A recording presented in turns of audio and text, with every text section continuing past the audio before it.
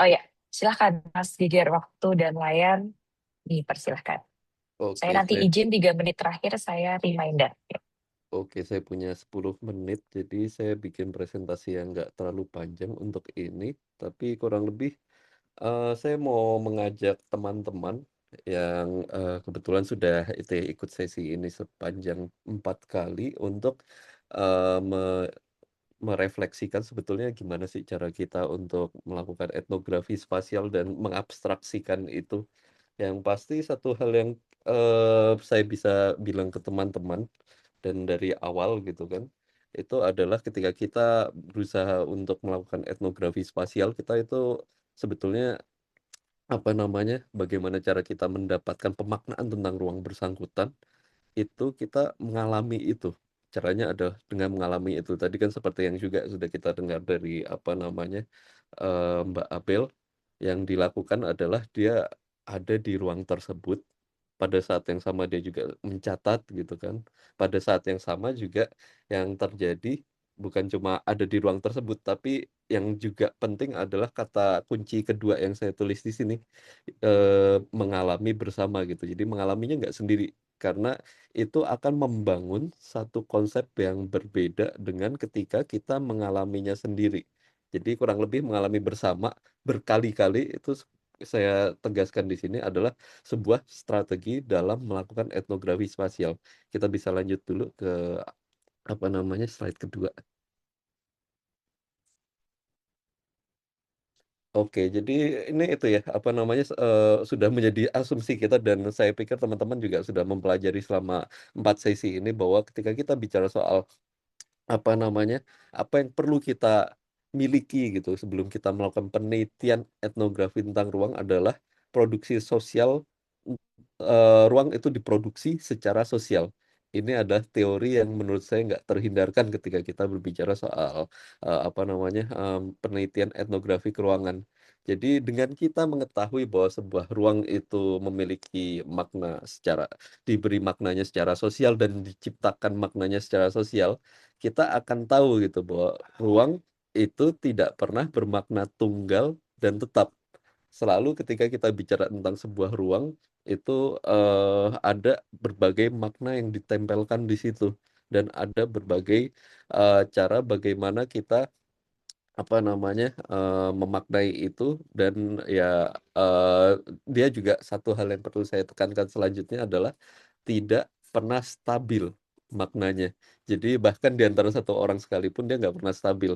Jadi itu pengantar pertama saya. Jadi kenapa kemudian saya taruh gambar-gambar ini yang paling pertama gitu kan, yang paling kanan atas itu adalah gambar di sini ada teman saya yang kebetulan mendampingi saya ketika melakukan riset di tempat ini. Sini hutan yang ada di sebetulnya bagian utara dari apa namanya kampung yang bernama negeri adat Sepa gitu kan. Jadi ketika kita masuk ke hutan ini, yang kita bayangkan kita nggak punya pemaknaan apa-apa. Tapi seandainya begitu, kita masuk ke ruang ini bersama seseorang yang ya katakanlah biasa menjelajah, dia akan melihat ini sebagai jalur gitu kan. Dia udah jelas gitu jalur untuk lewatnya ada di mana gitu kan. Kemudian tempatnya apa? Tempat untuk katakanlah dia memanjat itu ada di mana. Di sini kan kalau kita masuk sendiri nggak akan jelas gitu. Dia cuma ada ya pohon, kemudian semak belukar gitu kan.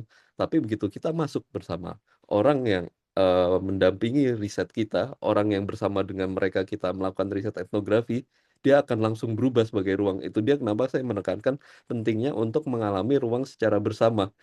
Jadi kedua, ketika saya berbicara kenapa ruang itu diproduksi secara sosial dan nggak pernah berubah maknanya, saya memakai contoh yang di bagian bawah ini. Jadi di bawah ini ada jalan aspal kecil yang dibangun untuk membelah hutan itu secara sebetulnya apa ya, nggak pernah dimaksudkan untuk memberikan orang-orang jalan gitu.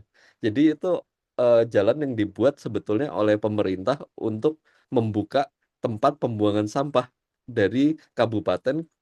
Jadi jalan itu menyambungkan antara kabupaten dengan apa namanya desa yang saya sebutkan tadi, tapi kebetulan menembus apa namanya menembus hutannya.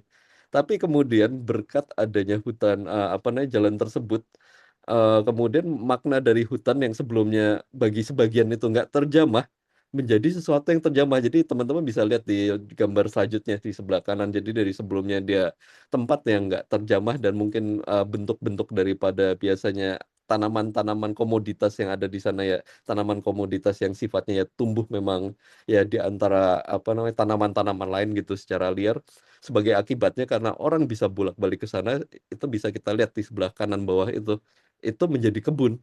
Jadi apa namanya hanya karena ada keberadaan jalan aspal kecil dan karena sebetulnya kalau kita lihat ini udah tahun 2020-an gitu kan. Karena setelah 2010-an itu banyak bibit baru masuk gitu kan. Orang itu dapat berbagai penyuluhan pertanian dari kampung yang saya sebut tadi dapat berbagai penyuluhan pertanian. Sebagai akibatnya makna ruang itu jadi berubah lagi, jadi berubah bukan cuma sekedar hutan yang kemudian di sana pohonnya ya udah diambil tanpa perlu merubah merombak ruangnya gitu kan, tapi menjadi sesuatu yang perlu mereka taklukkan dan ubah menjadi kebun.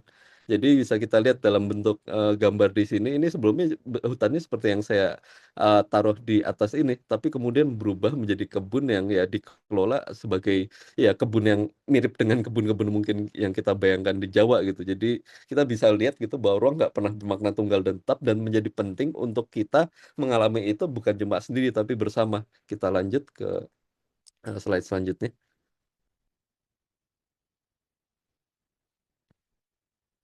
Ya, jadi sebagai metode gitu, jadi kenapa dia penting karena ya apa dan apa namanya bagaimana itu melakukannya. Sebagai contoh lain adalah bagaimana menganalisis sebuah masjid gitu. Jadi di mana-mana ini kan ketika kita bicara sebuah masjid bukan cuma di Maluku gitu, tapi juga bicara di Jawa itu adalah situs yang sifatnya sakral kan. Dia merupakan apa namanya tempat untuk beribadah gitu kan.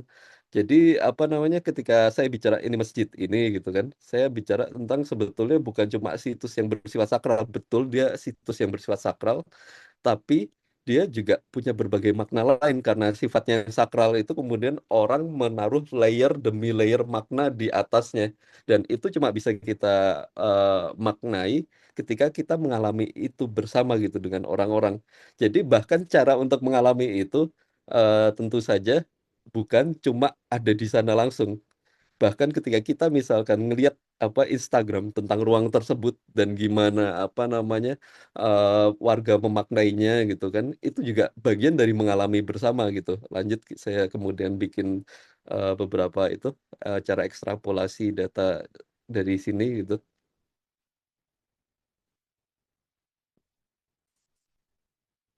Oke, jadi dalam berbagai dimensinya, jadi kita bisa lihat gitu kan, di hari biasa dia jadi tempat yang kosong gitu kan.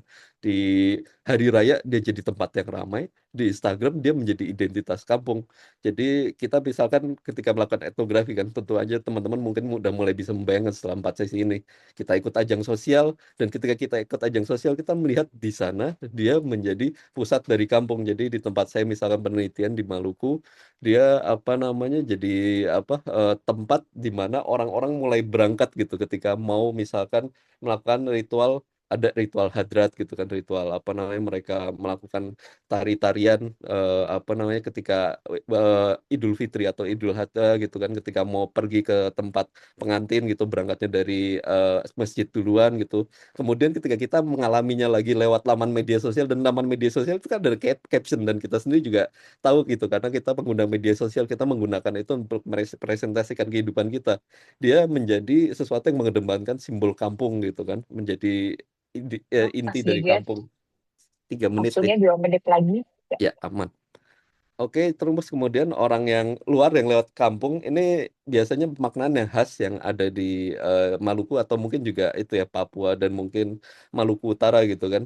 Jadi tiap kampung itu kan biasa berbeda gitu agama-agamanya. Ketika orang masuk dan kemudian melihat apa ada masjid di sana, langsung itu menjadi identitas apa namanya agama dari kampung tersebut. Jadi, apa namanya, orang langsung tahu, "Oh, ini tempatnya orang Islam," gitu. Ketika orang Kristen masuk misalkan mereka jadi segan gitu ketika masuk ke situ dan misalkan ragu untuk berhenti di sana gitu kan, jadi penanda identitas kampung. Jadi itu cuma bisa kalian alami ketika misalkan kalian lagi naik mobil gitu, dan kemudian naik mobilnya kebetulan dengan orang, Kristen Maluku gitu kan. Kemudian dalam percakapan pribadi, orang-orang yang mendanai masjid dan ini bisa kita lihat ketika kita misalkan bareng sama mereka yang danain masjid gitu kan, nggak muncul begitu aja ketika kita wawancara karena kan ini topik yang biasa sensitif. Orang-orang pada bicara gitu, "Wah, saya udah nyumbang ke masjid itu," gitu kan, dan kemudian dia misalkan ada penadah ikan yang cukup, apa namanya, cukup cukup berpengaruh di sana, dia kemudian, apa namanya, bilang, "Wah, saya udah menyumbang masjid ini," berarti ya dalam tanda kutip meskipun dia nggak bilang kampung itu berhutang ke dia gitu kan, tapi ya itu, kurang lebih kampung itu berhutang ke dia. Jadi masjid jadi cara untuk bagaimana berkontribusi ke komunitas. Jadi kita bisa lihat masjid ini punya berbagai makna yang layer-layernya itu apa namanya, ditaruh oleh para pelaku dan warga di sana dan nggak ada cara lain untuk kita mengetahui ini selain ya kita mengalami bersama termasuk dengan mereka bercerita gitu kan ketika kita lagi ada di dekat sana itu kan sebetulnya satu cara untuk mengalami bersamanya kan. Lanjut satu lagi ini slide terakhir. Ya, jadi dan satu lagi jadilah eksperimental. Jadi tadi, cara untuk mengalami bersama kan kita bisa lagi nongkrong bareng dan datang ke tempat tersebut dan dia cerita gitu dan modelan misalkan dalam, nongkrongnya bersama yang kadang nggak berkaitan, nggak ngomongin soal tempat tersebut, tiba-tiba mengenang tempat tersebut, bercerita tentang gimana, apa namanya, dia menyumbang ke masjid tersebut gitu dan, ada juga misalkan cara lainnya mungkin teman-teman di sini ada yang sempat melakukan gitu, melakukan foto voice gitu, memberikan foto-foto ke warga untuk kemudian mereka gitu konsep yang mereka punya tentang foto tersebut yang bahkan nggak muncul ketika mereka ada di ruangan, di ruang yang dekat dengan situs yang kita maksudkan gitu. Jadi dalam melakukan penelitian etnografi penting untuk kita juga jadi, eksperimental untuk menggali data tentang ruang tertentu karena ya kita nggak pernah tahu kapan konsep itu akan muncul gitu. Jadi ya ruang itu kan seperti saya bilang tadi di awal, benar-benar, satu tempat yang ya maknanya itu bisa datang dari mana-mana dan nggak tertebak gitu. Jadi ya penting untuk ketika kita melakukan adalah penelitian di sana, kita ada di sana dan kemudian kita mendengar berbagai cerita tentang itu dan ada pada berbagai kesempatan bercerita tentang itu dan juga menjadi eksperimental dalam menggali ceritanya. Jadi mungkin itu aja, saya akan kembalikan ke moderator.